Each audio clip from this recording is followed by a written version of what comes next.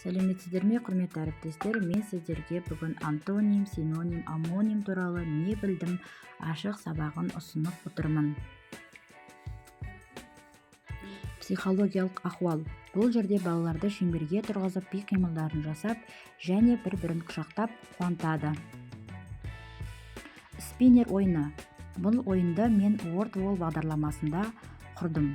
Шеңбер айналады, бағдарға келіп түскен сұраққа оқушылар жауап береді. Менің оқушыларым үшін бұл өте қызықты болды. Шарлар әдісі. Мен бұл әдісті топқа бөлу ретінде қолдандым. Топтың аттарын шарға үрлеп салып қоям. Балалар жарып, өз топтарын анықтап, орындарына отырады. Аквариум әдісі.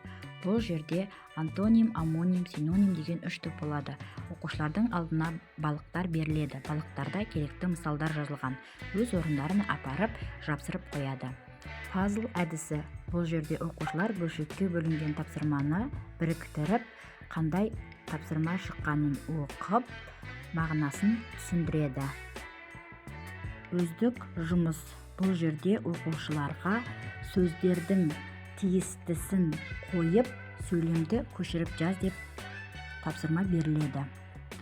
Сергіту сәті қасық қадам. Бұл жерде балалар сергіту сәтін қасық арқылы жасайды. Саралау тапсырмаға бір жұмбақ беріледі. Бірінші топ жауабын айтады, келесі топ ұшқыр сөзінің синонимін айтады, үшінші топ хоккейші сөзіне сөйлем құрайды.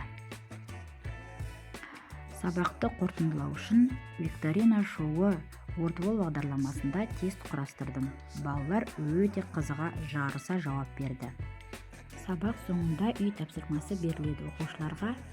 Кейіннен бізде бағалау әдісі, әуе шары әдісімен оқушыларымды бағаладым. Өте қызықты, көңілді болды.